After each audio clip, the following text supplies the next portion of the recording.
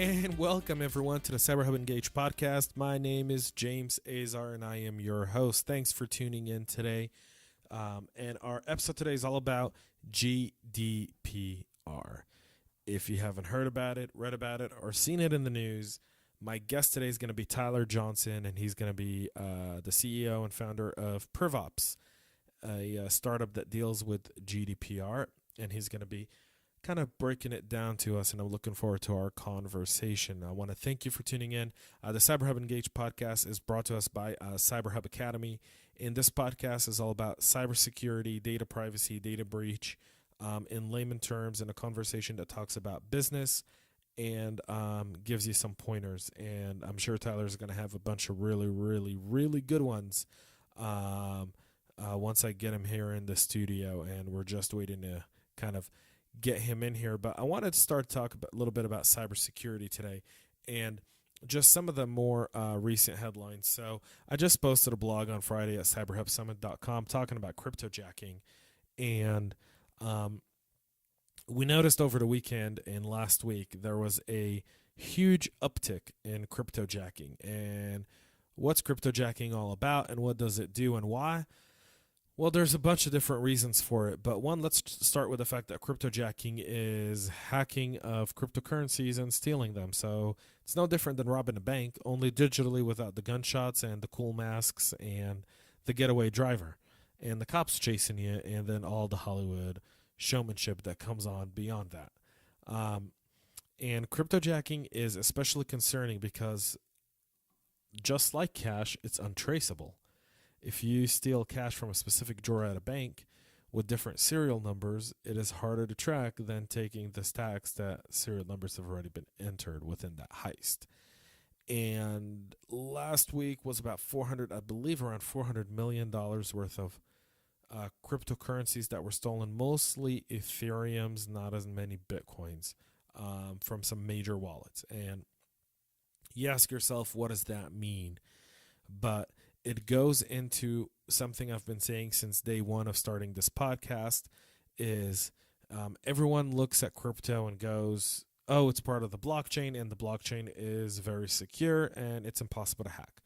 Well, understanding that if you get in at the very beginning, you can still hack and change, and malware is still malware, and malware spreading can still spread until it's stopped by an aware user.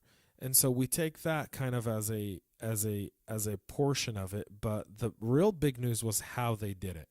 And the hacker emptied this wallet by essentially taking over the routing of the traffic through that wallet. And they did that by essentially hacking the internet. So understanding that they went into the backbone of the internet and hacked it. And it was fake SSL certificate that showed a safe site even though the site was not safe, and a broken link in the site's verification part that really helped the hackers get their hands into there and steal around $17 million worth of Ethereums. They say that they took 13,000. The real number is more around 17 million. And the other one actually involved taking advantage of Amazon's web services server sign-in. They hijacked a company's server sign-in, logged into their Amazon Web Services infrastructure, and then from there hijacked, I think it was close to $180 million worth of cryptos. And that goes to everyone who says, oh, well, I'm on the cloud, I'm safe. No, you're not. To get into the cloud, you still have a username and password. If someone compromises those, your entire operation is compromised as well. So please, two-step verification. Change your passwords often. Do due diligence, second and third party checks within your organizations on those things. If you're new to cryptocurrencies and this is something that you're excited about, that you want to become an investor in, understand this: your wallet key is everything. So know who your wallet is with. Look up this company and find more than one reviews. Ask them, and it's okay to do this. What kind of privacy, what kind of protections are in place if I want to park my cryptos in your wallet? Because that's what most people do. They buy crypto and then transfer them into a wallet so that they can use them to buy product later on or use them for any other reason. Please, if you're new into crypto and you're just starting to get into this market, I'm begging you to please just, there's some common practices on how to defend your wallet. Please do so. And please really look into the companies you're dealing with. That can be more important. In June, I'll be launching a only blockchain podcast as well. So, and I'll let you guys know about that as we get closer to the dates of launching that podcast. So we're going to be right back after this message from CyberHub Academy, who is our sponsor. So we're going to take a quick music break while Tyler comes into the studio. Give us 15 seconds, and we'll be right back after this with Tyler Johnson of Privops talking GDPR.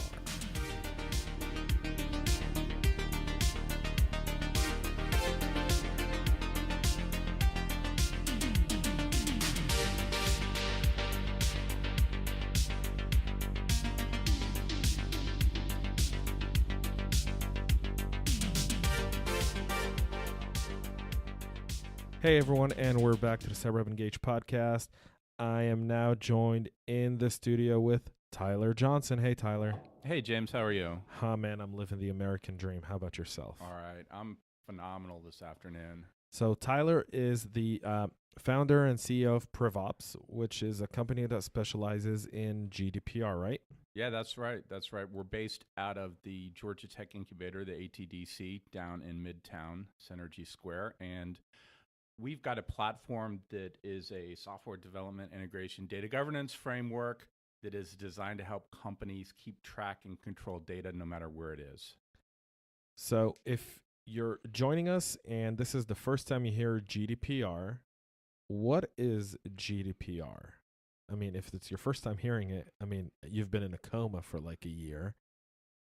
But GDPR has wide implications for all businesses. What's GDPR all about, Tyler? Well, first of all, let's give folks that aren't as familiar with GDPR a bit of a pass. I recall back at the CyberHub Summit that James puts on, that Robert Herkovec was one of the keynotes, or the keynote. Right. And he got it wrong, and this was just 4 months ago?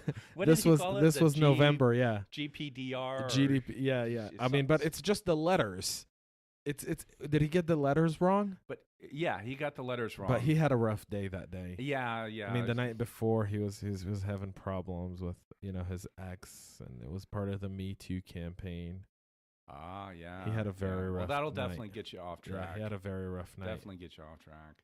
But I mean, the point is you've got a CEO that's notable for having a world-class cybersecurity company with extensive operations in Europe, and still it doesn't roll off the tongue when GDPR is already in enforcement for a year and a half, and passed in a year and a half. Enforcement starts May 25th.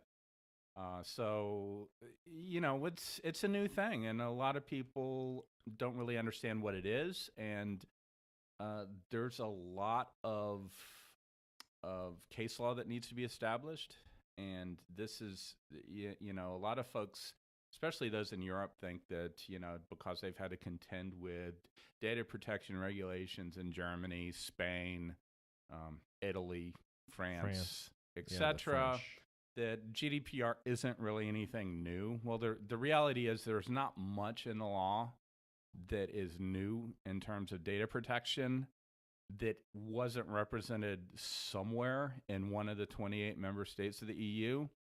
What really is different is that now you've got a single unifying regulation that affects all 511 million residents of the EU. And you've got the associated penalties for companies, which could be 4% of global turnover, which is what they call it in Europe, but it's actually top-line revenue for those of us in the U.S. Non-taxed revenue. Yeah, exactly, right? And for mid-sized companies and smaller companies, it could actually be worse than that because it's 20 million euros or 4%, whichever is higher. So,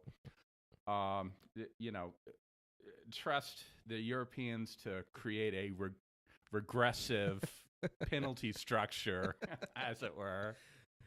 I think they were when they were doing this, they were aiming at the Googles, the Facebooks, the LinkedIn's, the Twitters of the world, and completely ignored the smaller, medium-sized businesses who really do make up the backbone of that European economy. But real quick, GDPR, General Data Protection Regulation, addresses what aspect for us as consumers? What does it mean for a European consumer under GDPR? What does he have more of that he doesn't have now? Well, it's a rather extensive regulation. I think there's 99 articles or recitals, I believe they call them, and all that complexity gets in the way. Ultimately, what GDPR is about, it's about the idea that that individuals have an absolute right to controlling their own data, no matter who collects it, who processes it, who transmits it, or otherwise uses it. So essentially, I, as a consumer, can now say, hey, don't email me anymore, and or don't send me this or that, which I mean, technically, how different is that? I mean, most big companies today, if you sign up for a newsletter, when you go to unsubscribe, they say, oh, but wait a minute, before you unsubscribe, control which emails or data you want to get.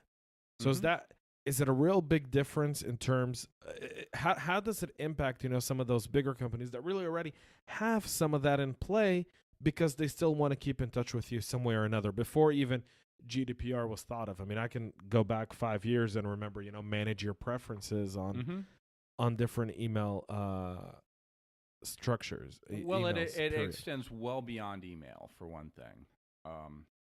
One of the corner cases that most people have no idea about is that if, for example, you have a mobile application and you're collecting session information for anonymous sessions. So somebody at random hits your website, initiates a session, and you collect that individual smartphone IP address. Under GDPR, that's actually considered personal data. So this affects app producers in Europe. So if one of our listeners is someone who works for a company that produces apps and launches them on a store, if they collect any data whatsoever under GDPR in Europe, they really can't collect any data, or what data is permissible? Well, there's a couple of things, and it, by the way, for the sake of this podcast, let's take the U.S. perspective on GDPR. Perfect. Because I think that it's quite a bit different. The concepts we have about things like personally identifying information, or PII, are really quite different than the definitions that the GDPR uses in terms of classifying information. So to get back to your point, there are things that they call legitimate interest. So, like, for example, you go to a e-commerce site and you purchase a sprocket, and that sprocket means that you need to provide some form of payment and shipping address and other personal information that is necessary to complete the contract. Basically, once you click purchase, that starts a business transaction. That is an example of legitimate interest. Other examples are pretty much anything that's required for you to provide whatever service as a company you've agreed to perform. So, example, if location information is required for you to be able to do your service, like, so for example, if you're Waze, yeah, or a coupon app that you sign up for that provides coupons for you with merchants in that area. If you agree to that service, then that location and information is a legitimate interest. So there's a lot of these different specific special cases called legitimate interests that allow you to be accepted from some of the other requirements for GDPR. The big one being active consent. That's one of the biggest changes in thought that we in the U.S. need to undergo. I was visiting a website not too long ago, a multi-billion-dollar Fortune 500 company, and clicked on it. And when you type in the URL and go to that website, and it says, by using this site, you agree to our terms and conditions. That is now illegal if you're a data subject in the EU under GDPR. So every website that's out there that has Europeans visiting, you have to have the capability for the visitors from the European Union to be able to actively give and or withdraw consent. And that's very different than the way information is handled today. And additionally, that legitimate interest means that if you have some service, you don't have to charge for it, but if you provide any service for free or paid, and that information is not required for you to deliver it to that consumer, then you have to provide under GDPR a way for that consumer to opt out and not consent to any of the other uses of that data. What that sounds like to me is the Europeans telling small to medium-sized businesses to go screw themselves, pretty much. I mean, you're talking here, and I'm thinking of the complexities, and I'm like, well, wait a minute, this applies to my business. Well, wait a minute, this could apply to my business. And I'm not a big GDPR knowledge dude. I mean, I haven't really vested a lot of time in studying GDPR, which is why I wanted to do this podcast, because I was partially, for selfish reasons outside of our listeners. Yeah. I was like, what's GDPR all about? And I was like, well, who's the best person I know to talk about it? And I remember our conversations leading up to the summit and even beyond. And one of our topics at CyberHub Summit this year in Atlanta is GDPR. And we have a whole track on it. And so I'm like, all right, well, time to really get down and understand a little bit, wrap your head more around it. I understand the economic piece of GDPR. I get that. What I don't get is all the little holes within the system that create and are created to really limit what businesses can do. Because here's the question that no one's been able to answer for me. If I own a laundromat, and my laundromat does a monthly newsletter to all my customers just as a way to remind them to bring me their dry cleaning, do I have to have a GDPR compliance to do that? And if I don't do it and I obtain it and I send them emails out of my Gmail, because guess what? I'm a laundromat. It's not like I'm a tech company. Can I be fined 20 million euros for doing so? Technically, yeah. Yeah. Oh, and by the way, if you happen to have Canadians that are customers of your laundromat, you can actually incur criminal liabilities for sending those emails under Castle. So it's not just GDPR. What about now? Whenever criminal, you can go to jail in Canada. I mean, if you're going to go to jail anywhere in the world, it would be Canada. It would be Canada, Norway, Sweden. That would be where you'd want to go. I mean, those guys don't even go. Jail is like it's like a hotel, like a vacation. Yeah, it's a vacation. I mean, you get to go to school, and you only see your wife once a week. Yeah. Good health care. I mean. In Sweden, you get to go fishing. In Norway, I mean, the guy who killed 70 kids on the Norwegian island, a few years ago, he went to jail and he's fishing as part of his therapy to bring him back into society. I mean, can you imagine if in the States we... Yeah, but he can't send unsolicited emails. So... You know, you got to That's the line. somewhere. You can kill people, you can go fishing. If you send unsolicited emails, you are going to mean jail. Down the river. We're sending you to Clinton Correctional Facility in New York.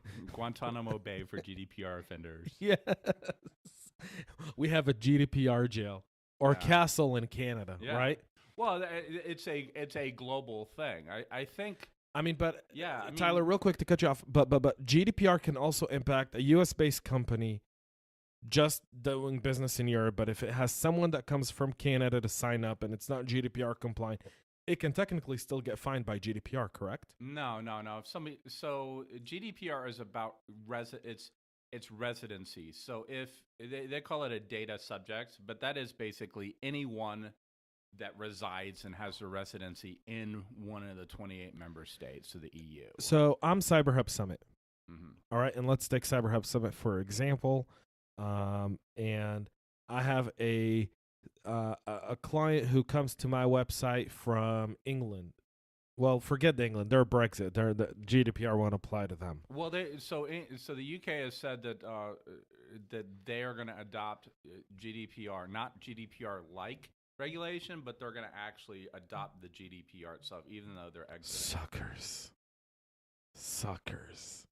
Oh, that's horrible. It's Brexit. Exit completely, please. Yeah. Tend this European experiment to be one that has failed Europe, because it has in so many ways. The gap of wages between Germany to Romania or Bulgaria or any of the other countries is astonishing all of within itself. Well, here's an interesting factoid to you. A couple weeks ago, I was doing AdWords search and Google trend analysis, and I did a search with GDPR. And it actually turns out that the most common place where people are Googling the term GDPR is actually in the UK. And it's several times more common for that search to be happening in the UK than it is in the rest of Europe. So let me ask you this, though. So now we're going to move to a cyber thing real quick. I know that I can browse from the UK if I want to, because technically speaking, the UK, most VPN services will let you show yourself as being from the UK. So I can be in Bulgaria or Romania, but if I browse with a VPN and from the UK, Google's going to register it as a trend that's happening from the UK because that's the server that I'm going to google.co.uk. Sure. And so sure, that's not intended to be a scientific study, Tyler. No. Laptop, doing Google Trends. I'm wondering what else you were Google trending that day. Hey, let's hey, this is an R-rated show. This is not a child-friendly show. We'll have the Girl Scouts on for one episode. Oh, okay. Talking about their cybersecurity badge. Well, so what about the porn industry? How do you think the porn industry is going to be contending with GDPR? I have no clue. Yeah. I have no clue. That's a good question, though. I mean, that should be the title of this podcast. What is porn going to do with GDPR? Well, I guess if they've got the right consent management system in place and the right automation. Okay, let's all agree that let's all just, without saying yes or no, we can all say that all of us has visited a porn site at one point or another in our lives. Yeah. Mike is like, I don't know if my wife's going to listen to this. Hey, Jake Quillen, he's good. All right? He's good. But well, having run a product team at Rackspace, I can neither confirm or deny that porn was the most common workload for that multi-billion-dollar managed hosting business. Let's just agree that porn's idea of collecting data is, yes, I am over 18. Yeah, age of consent laws, right? So I don't know how but I don't know if people really sign up with their real email. Like, I don't think you would sign up to like a Pornhub community under Tyler.Johnson. I mean, you would have to be like. Well, I was actually thinking about the sex workers. So So GDPR applies to your employees just as much as it does to your customers. So what about sharing of content created?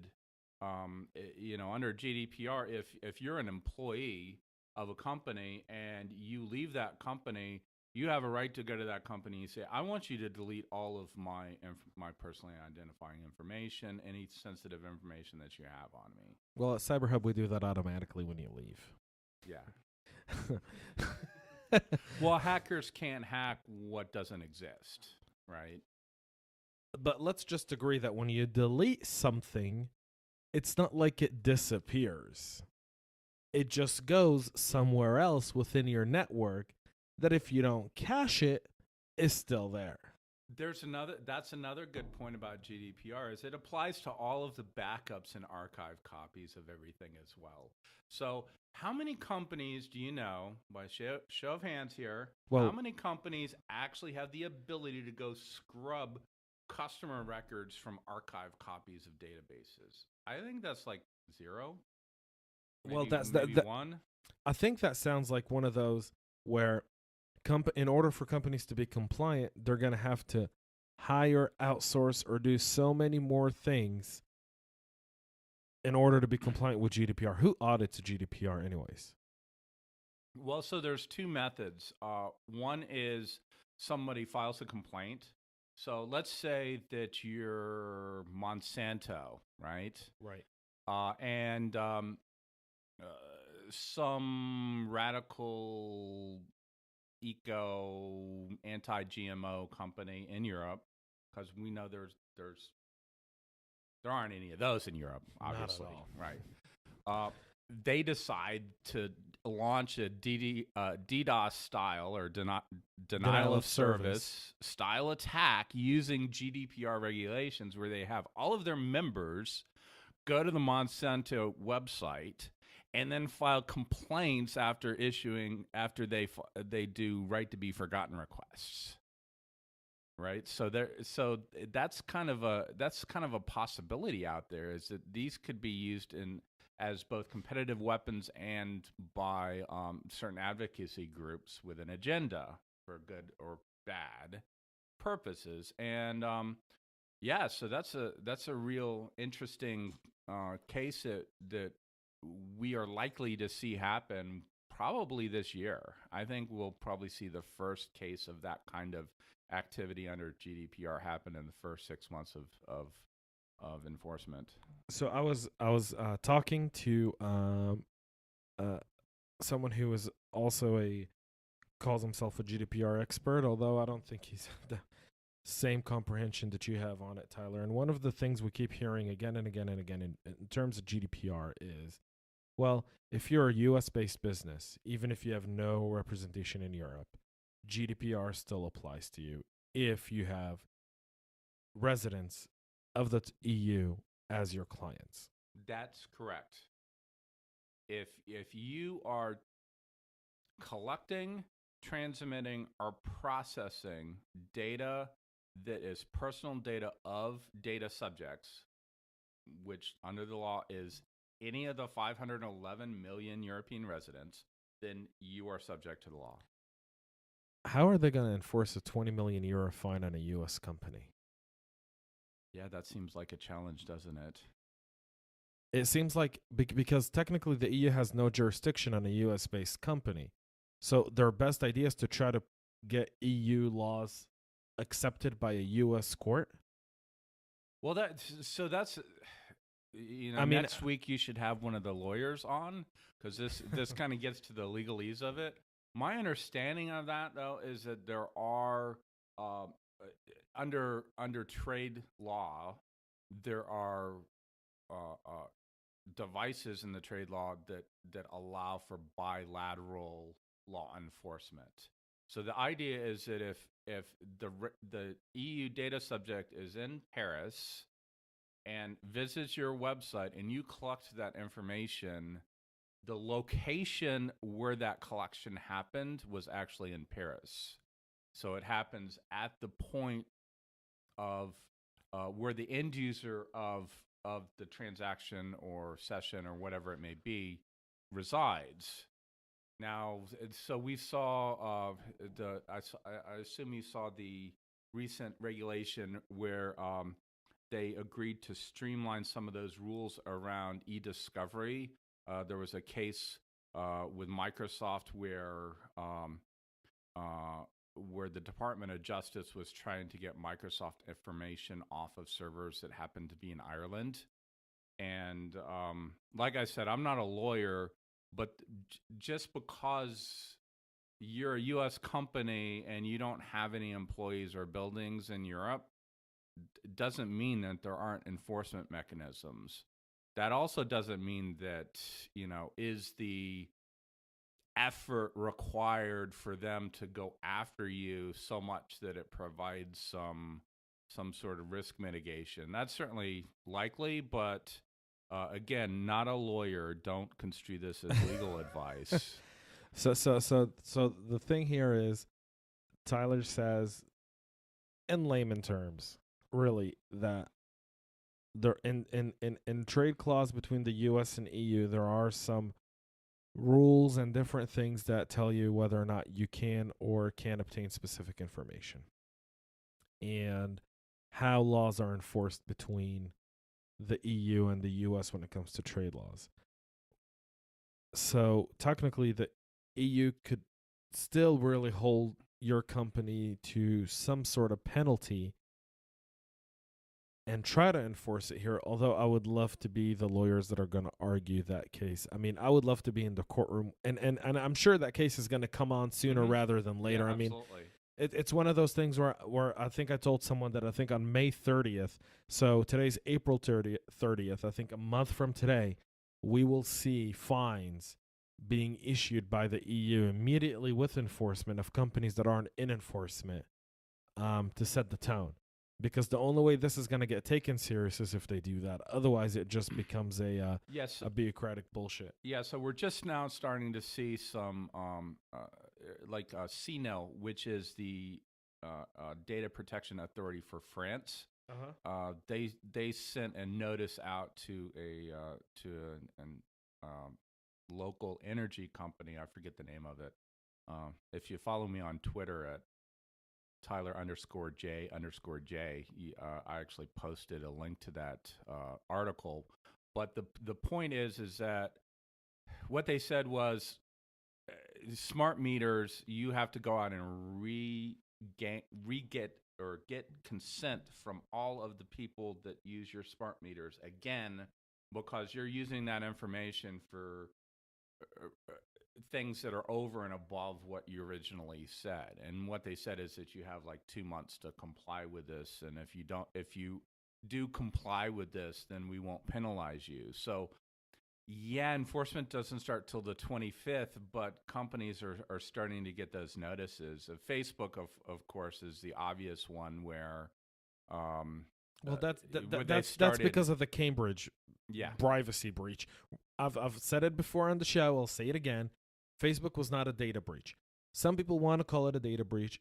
It was not a data breach. You and I spoke about that right before we walked into the studio. Yeah, that's absolutely. We're in 100% agreement on that. It's a privacy breach. It's misuse of private information. It's allowing someone to access information of your clients, data mine it, and use it for a reason outside of what was specified. So just keep in mind that GDPR, only a very relatively small percentage of that regulation is about data breaches. It is a data privacy regulation. It's not a data breach law. Now, the exception to that is they have put some constraints around, for example, a 72-hour breach notification requirement that you have to notify people within 72 hours. Method of notification. And they have regulations around the method of notification. What's the method of notification? All right, everyone, and we're back. I want to thank Ralph Pasquarello for joining me for today's podcast. This is the CyberHub Engage podcast, and our mission here, and I want to thank Micah Smith, who's our technical director for the show, and he's going to be with us for quite a time while we do this, and he's invested a lot of time in helping make this podcast a reality. So I just want to give him a quick shout out. But beyond that, the CyberHub Engage podcast is here to empower you and give you more tools to be a more informed business owner, a more informed employee, a more informed entrepreneur, student, private citizen, parent, and child. by mail. We really want to give By you the mail, tangibles, and some of the data breach best requirements practices, the actionable items that you can take in order you not to only make have yourself to notify an easy target, the, one for hackers. consumer But in number two and certain, beyond anything is to be special informed, situations like credit because card data. So information is let me ask you power. this. And the more you know, the better You've it'll seen be. the So Delta follow Kmart us on Sears Facebook, follow us on LinkedIn, third-party follow us data on Twitter, breach CyberHub 24/7 AI, Engage. which was the chat We're going to bot be on their back website. next week Yes. with really I've more been following interesting that breach content for you. meticulously because I'm going to I feel have like more it is guests the, as we standard of move breaches. along the podcast. Simply This because is our as more first people use episode, so third-party technology beyond anything, this vendors is really within their website to obtain months client of information, work those to put those something companies are together gonna be to really bring this vision to 24/7 AI, fruition. I So I believe want is a to company thank that's gonna everyone go out of involved. I want to business. thank, like I said, Micah Smith, who's our technical director. I think they're going to be Corinne like Salzberg, the target, who's one of our HVAC, founders. I'm company James out of Hazar. Philly This is a that CyberHub went out of Engage business podcast. because of Make all sure the to legal download, litigations that came subscribe, out of it. I and think most when importantly, a company share like Delta, with Sears, your Kmart, friends. Thanks for tuning in. Brand See you next was time. hurt, that's going to have an impact on it. Does GDPR talk about third-party data vendors within an existing infrastructure in terms of data privacy? Yes. Or is it putting everything on the company itself and saying, hey, you have to make sure they can do this and they can follow the rules? Yeah, so they introduced two new concepts, at least to us in the U.S. new. The concept of a data controller and a data processor. And the data controller is whoever collected the information in the first place. So you have a higher standard to meet as someone who has actually gone to the consumer, your employees, and so forth, to collect that information. Data processors are someone who are a company that receives information, personal data, or sensitive personal data from a controller. And the rules, the treatment is separate under GDPR, whether you're actually the one that collected the information or whether you just process it. I guess an example of a data processor would be someone that provides coupons or discounts to a mobile application. So if you're supporting ads for a mobile app and you're the ad company, That agency, yeah, then you're a processor. If you're receiving customer account lists or prospecting lists, then you're a processor. Now, once you reach out to those customer processor or customer prospects and begin collecting data, now you're both a processor and a controller. Now, under GDPR, being a processor doesn't get you off the hook, but what it says is that the controller is ultimately responsible for ensuring that data has the data subject's consent to use in that manner, the permissible use. And your requirement is just to support whatever the controller tells you is consented to. But then if you get a right to be forgotten request or a data portability request, a subject access request, or an opt-out of data profiling request, those things you still have to support as a business from an operations perspective. That essentially means that if you're working with third-party tech vendors, it not only falls on the shoulder of both, but the communication between third-party vendors and the ending of relationship now becomes more complex. Meaning if I use a company like Drift, for example, to be my chatbot and tomorrow I want to switch to someone else, really there's a complication in doing so because technically based on what you just said, and I'm just trying to wrap my head around it, I can't really disconnect from Drift all the way through. Because if a customer who used Drift, who Drift has their information as a data processor, I still need to be able to get them to erase that information or essentially squash it.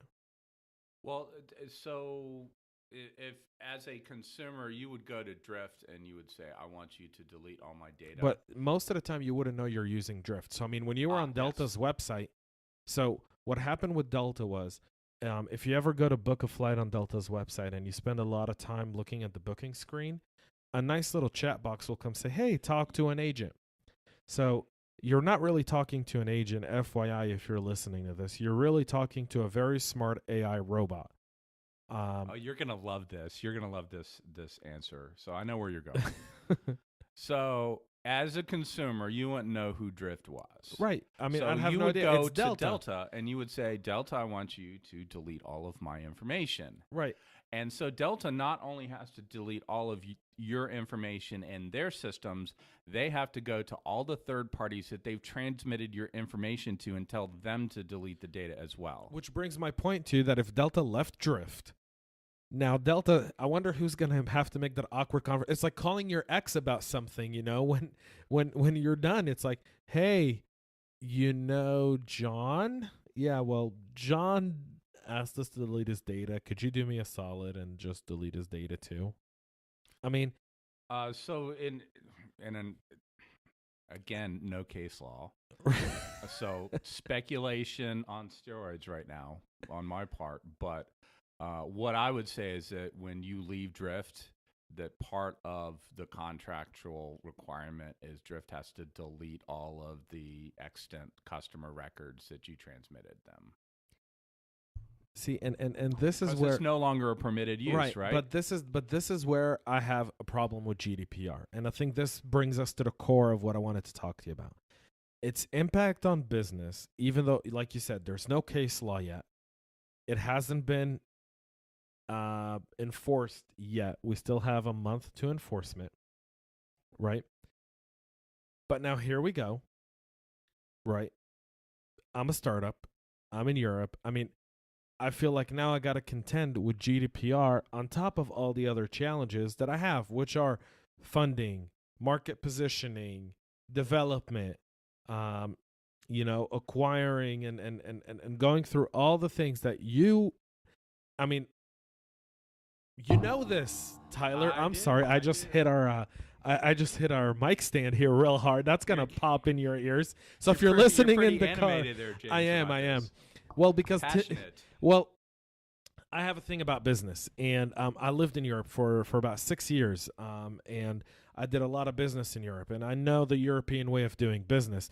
One of the things you told me, and I'm going to transition to that because I'm going to lose my train of thought on this because I'm going to get really animated about the business piece of it, but this is going to also impact the business piece of it.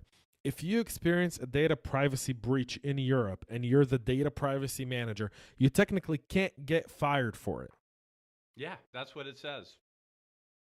So the government is telling me who I can hire or fire and under what circumstances. I mean, it's difficult enough. I mean, I know that Micah traveled a little bit in Europe, you know, when he was in the military. Thank you for your service. We mentioned that every episode.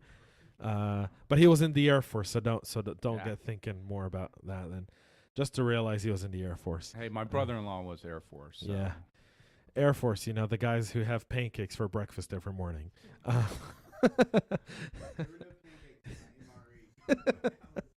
And Tyler, I think one thing you guys don't realize is Europe is very difficult when it comes to termination of employees. So, for example, in the Czech Republic, if you want to terminate an employee, you have to pay him severance.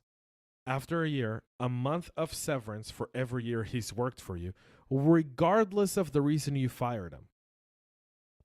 So if someone worked for you for like 3, 4, or 5 years, after 3 years, you got to give him a year's worth of severance. So if you work for a company for 3 years in the Czech Republic, and then you get fired for stealing. And I have a proven case scenario of one of our clients in the Czech Republic whose sales manager was hooking up with customers to defraud the company. And you went to fire him. 3.5 years later, you still had to give him a year's severance. And if you withheld that severance, he was entitled to a judicial hearing in labor court, exempting that. And if you lose that hearing, you not only have to pay him a year's severance, you'll have to pay penalties and fines as stipulated by the judge in that hearing.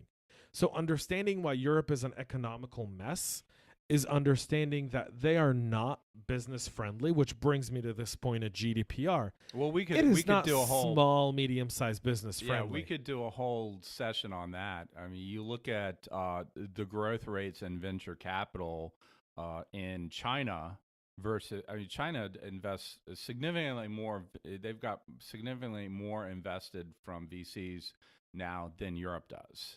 And that wasn't the case just 3 years ago. So let's not even go into that. That's a whole nother can of worms. Do you watch Silicon Valley on HBO? Yes. So I was watching last night's episode. Great show, by the way. I mean, great show. And if they want to sponsor the show, hey, HBO, hit us up. We'd love to have Silicon Valley sponsor For me, our show. It hits a little bit too close to home. Right, well, because you're in the startup. I mean, I've lived that show before. And yesterday's episode, they were in China, of all places, right? Talking just about that. Was it the guy that like creates all these knockoffs of American startups? Yeah. Jing Yi. Jing Yi was doing the real the new Pied Piper. From the show, the new internet, and the distributed, and the new internet on the show was all about essentially copying stuff, but therein lies your point, which is, well, we can talk about the business impact of GDPR and what China does in venture capital, but you look at Europe or the US or, Israel for that matter. I mean, there's top 3 countries in the world for venture capital. And there's really about 6 locations globally where venture capital go. Number 1 is always going to be Silicon Valley. That's not going to change, right? Number 2, New York. Number 3, Tel Aviv. Number 4, Shanghai. Number 5, anyone know? I would doubt that. Nope. Nope, it's not on the continent of Europe. Maybe Boston, New York. Or you already said New York. Atlanta. Come on, y'all. Have some home spirit. I didn't think we were number 5. Well, we are globally in venture capital, even though we don't have a lot of venture capital stuff here. Austin? We are ahead of Austin. Okay. But we will be in Austin on Thursday this week for CyberHub Summit. Hey, Tyler, we didn't plan that, but high five. Perfect. Cheap plug, CyberHub. I'll be actually doing the podcast from Austin this week. Yeah, I'd be going with you, except that we've got FinTech South next Monday. We don't promote non-sponsored events on the show. Sorry. I'm kidding. I'm joking. Yeah, you're going to be at FinTech South and ATDC. We love ATDC, by the way. Yeah, so Thursday is the startup showcase here in Atlanta, and we're one of the startup companies that are. So go out and support Privops. Tyler's better half, and I do mean better half because she is his better half. You'll get no argument from me. Yeah, there'll be 0 arguments there. She is a networking bee. I mean, this lady does not stop. It's absolutely amazing. You see Privops everywhere because of her. Yeah, absolutely. That's my co-founder and spouse, Kit. And you can follow her on LinkedIn. I guarantee you there will be no boring posts coming out of Kit. That's right. None. I'm actually a little jealous. She gets like 3 times as much visibility on LinkedIn, and I've been at it for 10 years now. Our better halves are always better than we are at what we do. Yeah, absolutely. But they're more social than we are. Yeah, absolutely. We have to communicate, no camera, behind a mic, because I think we express ourselves a little bit better. I know I do. I mean, I can write a blog, and I write blogs every week, but I still prefer to do a podcast over a blog any day. Yeah, absolutely. Because the real me comes out here. Behind the blog, it does not. Well, it's so contrived. I mean, you think about it carefully, and you think about your wording, and I guarantee I'm not going to bring up porn websites on my blog. I mean, that's just not But gonna if happen. you would, how awesome would that be for SEO purposes? It should be, yeah, right? I mean, that's really a high search you're item. Me some thoughts here, James. I'm glad to do that. Yeah, tag words. Yeah. Your tag words porn. So let's go back to the GDPR thing for a second. So the way I like images and metaphors. So I don't know for those of you out there are familiar with some of the problems they've had in the South Pacific with dynamite fishing. I don't know if you see it, but there's been a lot of coral reef damage because these people go out there and they'll throw hand grenades and sticks of dynamite, and it will just blow everything up. to me, that's what GDPR is basically. It's like it's dynamite fishing. So your intent is to catch the big reef fish that you can sell. But what you're really doing is you're killing you're killing Nemo. Nemo, yeah, you're killing Nemo. You're killing Nemo and Dory. And over time, my hope is that first of all, I really hope that the data protection authorities don't really go after a bunch of the small guys, because that would be just okay. You're talking about Europeans. No offense to my European listeners or friends. I can still hope. Hoping that they don't go after the little guy is like hoping that a bully at school doesn't pick on the kid with the thick glasses and the white socks with black shoes. Yeah, I did a panel back in December on GDPR at ATDC. For those of you that don't know, is Georgia Tech's incubator, which has great startups. I mean, just amazing ecosystem. And if you're biggest incubator in Georgia, in the Southeast, right? And if you're coming and looking to do business in Georgia, the place to start, the place to go to is ATDC. That's where you want to be. Yeah, absolutely. So yeah, we did a panel on GDPR for the member startups, and how do I say this? But there were 30, 40 people, a good showing of companies that were members. And by the time we were done with these poor people, they looked like they were gonna experience post-traumatic stress syndrome from our 45-minute panel. It was awful. The thing is like you said earlier in the podcast, I'm a startup owner, and my concern is that 86% of startups fail because we can't get enough customer traction or funding or some, so me worrying about running afoul of GDPR, or as Herkovec says, GDPR. We're going to cut him a break, man. Okay, I'm sorry. I send him this podcast every time. Dude's like a billionaire. I can make fun of him, right? Hey, Robert, his name's Tyler Johnson. I'll give you his address and phone number later. Hey, I'm a big fan of Shark Tank, so I watch it with my kids. It's a great show. Yeah. So, I mean, the thing is if we, I think as a startup, and this is what I told the startups at ATDC, is that you got to look at it this way.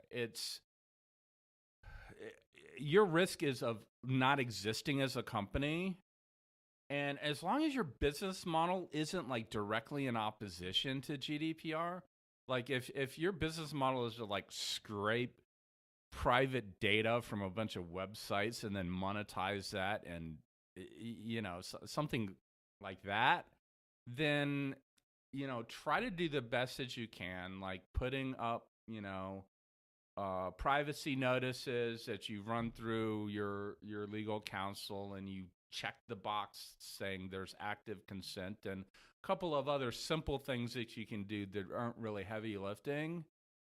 And then you've got to go get back to doing your business. You just can't focus on all the boogeymen like GDPR that are out there.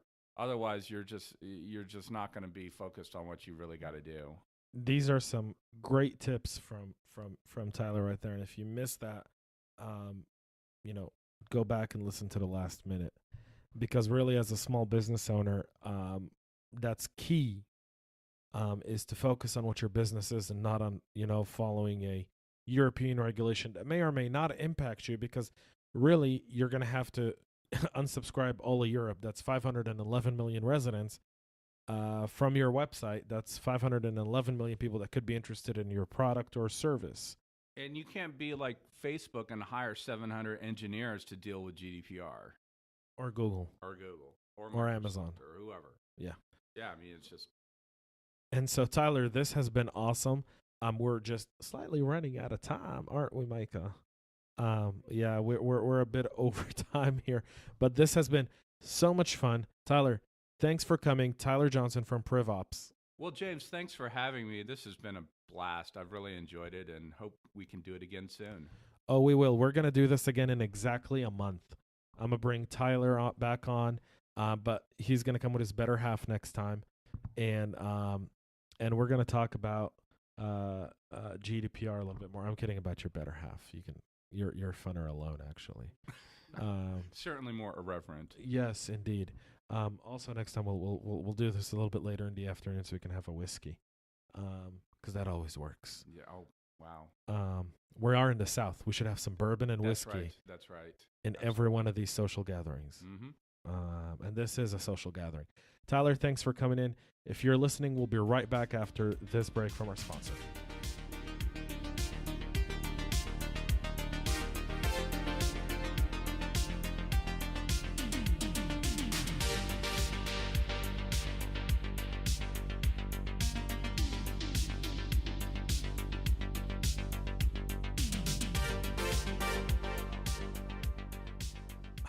Hey everyone, thanks for staying with us here. That conversation went a bit longer, but it was a good thing that it did because, like I say every time, we could have probably kept going for hours and hours. And when you're talking in a studio and you're having a good time, that's always the case. I hope you got a lot of key information from Tyler there on GDPR.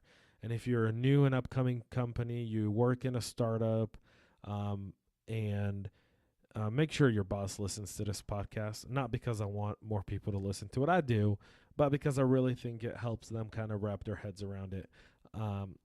45 minutes out of their time will probably save them 45 days of headaches later on at minimum. I'm going to have Tyler back on sometime in May or June after the enforcement of GDPR so we can kind of do a follow-up to this podcast. So consider this a part one of it. I want to thank you guys for tuning in. I will be in Austin, Texas this week as I'm moderating the CyberHub Summit there, and I have a bunch of really cool guests coming on the podcast. So you'll see a big drop of podcasts coming up next week. Make sure to tune in, listen up. We promise to give you great content and with some great cybersecurity minds. I mean, some of the best in the business, really. And we're really excited about it. So thanks for tuning in. Share CyberHub Engage. Connect with us on Facebook, LinkedIn, and Twitter at CyberHub Engage. Follow us, like us, comment, email. Let us know what you want us to talk about. If you have a subject that you go, hey, really, I want to know more about, just, shoot us a message on our LinkedIn or Facebook group. We'd love to have you there.